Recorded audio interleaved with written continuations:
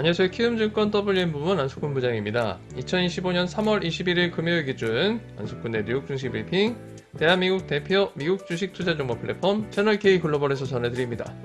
오늘 뉴욕 증시는 상승 마감했습니다. 트럼프의 발언의 힘이라고 해야 할까요? 내마녀의 날을 맞아서 저가 매수가 유입되면서 대형 기술주가 반등에 성공했습니다. 이에 3대 지수는 상승 마감했는데요. 빅7이 강세를 보였지만 엔비디아는 유일하게 하락했고 테슬라는 무려 5%대 급등 마감을 했습니다. 자, 주말 채널K 패밀리 전해드리겠습니다. 3월 20일 목요일 오후 8시에 펭수의 학교가자 시즌1의 미공개 에피소드 4번째 이야기가 공개됐는데요. 똘비와 함께 펭수가 비석치기를 했습니다. 한번 살펴봐 주시고요. 지난 3월 18일에는 2025 키움 영웅전 2월 정규전 우승자 매매 타점 리뷰가 공개되었습니다. 그리고 어제는 트렌드 코드 달리기 열풍편이 공개가 되었는데요. 이와 함께 채널 K, 저희 키움증권이 4월에 주최하는 키움런 행사에 대한 쇼츠도 준비했습니다. 채널K 글로벌에서는 어저께 글로벌 스페셜 시간에 중국과 홍콩 시장에 대한 전망과 전략에 대해서 살펴봤고요. 오늘 채널K에서는 소비자 보호 콘텐츠입니다. 박대박 두 번째 이야기 보이스피싱 편 재밌습니다. 한번 꼭 봐주시기 바라고요. 내일은 채널K의 영문 알려주는 누나 대체거래소 편 전해드리도록 하겠습니다. 쇼츠도 많이 준비했는데요. 스튜디오 키움에서 이번 주 화요일부터 일요일까지 매일 2개씩 쇼츠, 청약 통장에 대한 이야기 전해드리고 있고요. 이와 함께 채널K에서는 트렌드 코드 쇼츠 2개 전해드립니다. 목요일 그리고 토요일에 앞서 말씀드렸던 달리기, 러닝에 대한 이야기 한번 살펴봐 주시면 좋겠네요. 그럼 이제 주요 지수 확인하겠습니다. 다우존스 산업평균지수 0.08%, S&P 500이 0.08% 강보한 마감했고요. 나스닥이 0.52% 상승 마감했습니다. 중소형지수 러셀 2000은 0.56% 하락하면서 3대 지수는 반등에 성공했지만 러셀 2000은 이틀째 약세 흐름을 이어갔죠. 오늘 뉴욕 증시는 하락 출발 이후에 반등하는 흐름을 나타냈습니다. 장 막판에 강한 매수세가 유입되면서 상승 마감하는 모습을 보였는데요. 금을 제외하고 국채금리와 달러화 그리고 유가는 강세 흐름을 나타냈고 비트코인은 오늘 보합선에서 마감을 했습니다. 그리고 오늘 생각보다 하락한 종목이 많은데요. 다우 16개, S&P 500이 350개, 나스닥 100은 55개가 하락하면서 앞서 언급했지만 대형 기술주의 상승세를 제외하고는 대부분의 종목이 약세 흐름을 나타냈습니다. 이러한 흐름은 섹터에서도 확인할 수가 있습니다. 11개 중에 3개 섹터만이 상승을 했는데요. 커뮤니케이션 서비스가 1%, 경기 소비재가 0.63%, IT가 0.49% 상승한 가운데 부동산이 1% 넘게 하락했고요. 소재가 1%, 그리고 유틸리티가 0.66% 하락세로 마감을 했습니다. 오늘 뉴욕 증시는 장 전부터 약세 흐름이 나타났습니다. 내마녀의 날을 맞아서 변동성이 상당히 크지 않을까, 여기에 또 관세에 관련한 불확실성이 계속 영향을 미치는 상황이었는데요. 재미있는 건 시장의 엑스맨이라고 해야 될까요? 트럼프가 발언하면서 이러한 흐름이 조금 바뀌었다는 사실입니다. 트럼프가 오늘 4월 2일 발효되는 상호관세에 대해서 일부 유연성의 여지가 있지만 기본적으로는 상호주의에 기반해서 관세를 매길 것이다 이야기했습니다.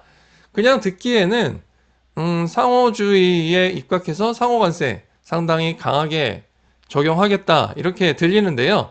시장은 여기에서 유연성에 조금 더 초점을 두는 양상이었습니다.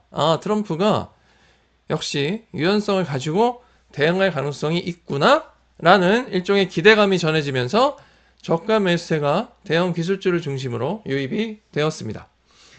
이와 함께 펀드스탯 글로벌 어드바이저 리서치의 탐리가 관세 충격에도 불구하고 증시는 반등할 것이라는 또한 긍정적인 메시지를 전달했고요. 오늘 연준이사들의 발언에서도 최근에 인플레이션은 관세에 따른 일시적인 현상이라는 의견을 내면서 증시에는 상방 압력으로 작용을 했습니다. CNBC가 제공하는 매그니피션트 7 인덱스 살펴보면 모처럼 강하게 상승했습니다. 전일 대비 1.35% 상승한 295.39를 기록했는데요. 7개 종목 중에 엔비디아를 제외하고는 모두 상승했습니다. 테슬라가 5.27%, 애플이 1.95%, 메타 플랫폼스가 1.75%, 마이크로소프트가 1.14% 상승했고요. 알파빗이 0.73%, 아마존이 0.65% 상승했습니다. 이들 중에서 이제 뉴스를 좀 전해드리면, 일단 애플은 거밍치 애널리스트가 오는 2026년 출시가 예상되는 첫 폴더블 아이폰에서 액체 금속 힌지를 사용할 가능성을 언급했습니다. 애플은 모든 제품의 디자인을 가장 중요시 여기잖아요. 그러다 보니까 구겨지거나 주름이 잡히는 걸 용납하실 수가 없겠죠. 이에 따라서 전혀 새로운 액체 금속을 활용한 힌지를 적용하지 않겠냐, 이런 전망을 내놓았고요. 오늘 JP모건이 시리의 업그레이드가 지연되고 있음에도 불구하고 아이폰 교체 사이클에는 문제가 없다는 긍정적인 의견과 함께 투자 의견, 시장 수익률 상회를 유지했습니다. 이와 함께 오늘 유일하게 하락한 엔비디아는 보스턴의 양자 컴퓨팅 연구센터를 설립한다고 밝혔는데요. 이와 함께 프랑스의 양자 컴퓨팅 스타트업인 파스퀄과도 협력한다고 밝히면서 뭐라고 할까? 병주고 약주고 오늘 양자 컴퓨팅 종목들이 반등하는 흐름을 이끌어냈습니다. 하지만 스스로 엔비디아는 상승에는 실패했고요. 테슬라가 오늘 유럽이란다. 트럼프 행정부의 이 각 장관들이 계속 이 트럼프가 아니죠. 머스크, 테슬라의 차량 구매를 어떻게 보면 이제 유도하는 듯한 발언을 계속 하는 가운데 트럼프 역시 임직원들을 대상으로 주식을 팔지 말라, 이런 메시지를 전하기도 했습니다.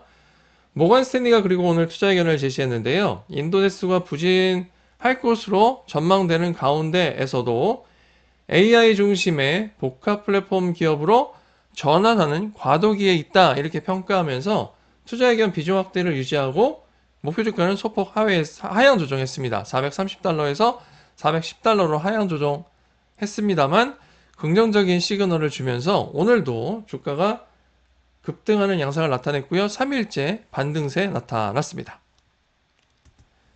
자, 그리고 빅7 시가총액 현황 살펴보면 애플이 1.95% 상승한 것을 반영하면서 3조 2,780억 달러 기록 중입니다. 마이크로소프트와 엔비디아가 순위바꿈을 했는데요. 2조 9천억 달러대 그리고 2조 8천억 달러대 시가총액 기록 중이네요. 아마존이 2조 790억 달러, 알파빗이 2조 110억 달러, 메타 플랫폼스가 1조 5,100억 달러, 그리고 버크셔 하사웨이가 1조 1,250억 달러의 시가총액 기록 중에 있고요. 테슬라는 전일 10위에서 9위로 올라섰습니다. S&P 500 동향도 살펴보죠. 히트맵 살펴보면 대형 기술주, 특히 빅7, 엔비디아를 제외한 빅7의 상승 흐름이 매우 크게 나타났고요. 특히 오늘 펠런티어도 4%대의 급등세를 나타냈습니다. 반면에 마이크론 테크놀로지는 긍정적인 실적과 가이던스를 발표했음에도 불구하고 이익률이 감소하면서 이후 실적에 대한 우려감이 반영, 차익 매물이 크게 출회가 됐습니다. 8%대 하락 마감했고요.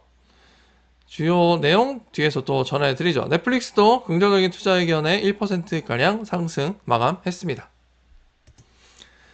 S&P 500 기준으로 상위 5개 종목 현황 살펴보면 고성능 맞춤형 서버 제조업체 슈퍼마이크로 컴퓨터가 7.8% 크게 상승했습니다. JP모건 체이스가 AI 서버 수요 증가에 따른 수혜를 전망하면서 투자 의견은 비중 축소해서 중립으로 상향했고요. 목표 주가로 35달러에서 45달러로 각각 상향 조정한 때문입니다. 테슬라는 앞서 설명드렸고요. 빅데이터 분석 소프트웨어 업체 펠런티어 테크놀로지 역시 오늘 소프트웨어 업종에 대한 저가 매수세가 유입되면서 4%대 강세로 마감을 했고요. 경기 우려 속에 하락세가 지속되고 있는 가운데 저가 매수세 유입이 주가의 상승으로 이어진 달러트리 3.34% 상승했고요. 오늘 보잉이 크게 상승했습니다. 차세대 전투기 사업자에 선정된 때문인데요. 오늘 3.06% 상승했죠. 반면에 하위 5개 종목 현황 살펴보면 반도체 업체인 마이크론 테크놀로지 8%대 하락했습니다. 어제 마감 이후에 4% 넘게 급등하기도 했지만 1%대 상승 마감한 이후 오늘 장전부터 하락세를 보였는데요. 실적은 어저께 전해드린 것처럼 매출이 85억 5천만 달러, EPS가 1.56달러 기록, 매출은 전년 동기 대비 38.3% 증가했고요. EPS도 크게 증가하면서 예상치를 상회했습니다. 강력한 메모리 수요 영향으로 3분기 가이던스가 예상치를 상회한 가운데 문제는 소비자용 제품 판매 비중이 증가함에 따라서 이익률 하락이 확인되고 있습니다. 이에 이후 실적에 따른 일부 약세에 대한 우려가 주가 하락으로 이어졌고요. 오늘 에너지자원 관리 및 사업권 업체인 텍사스 퍼시픽 랜드는 특별한 이슈는 없지만 최근에 주가 급등락을 좀 보이고 있습니다. 7%대 하락했고요. 오늘 부진한 가이던스를 제시하면서 주가가 6%대 하락한 물류운송업체 페덱스, 그리고 오늘 예상치를 하회하는 1분기 가이던스를 제시한 철강업체인 누코 5.78% 크게 하락 마감했습니다. 더불어서 차세대 전투기 사업자에 선정되지 못한 록히드 마틴 5.79% 크게 하락 마감했습니다. 이슈 종목 계속 소개하겠습니다. 오늘 퀀텀 컴퓨팅이 부진한 실적을 발표하면서 10% 넘는 급락세를 보였습니다만 엔비디아가 양자 컴퓨팅 연구센터를 설립하고 또 프랑스의 스타트업과 협력한다는 소식이 전해지자 양자 컴퓨팅 업종은 크게 반등하는 양상을 나타냈습니다. 결국 퀀텀 컴퓨팅은 보합으로 마감을 했고요. 아이온큐가 오늘 5%대 크게 반등했고 리게티 컴퓨팅도 1% 가까이 반등하면서 마감을 했죠. 이와 함께 실적과 가이던스 발표 소식에 스포츠웨어 업체입니다. 나이키는 5.46% 크게 하락했습니다. 52주 신저가를 경신했고요. 전일 장마감 이후에 2025 회계연도 3분기 실적 발표했죠. 매출이 112억 7천만 달러, EPS가 0.54달러 기록하면서 매출은 9.3% 감소, EPS는 44.9% 감소하면서도 모두 예상치를 상회했습니다.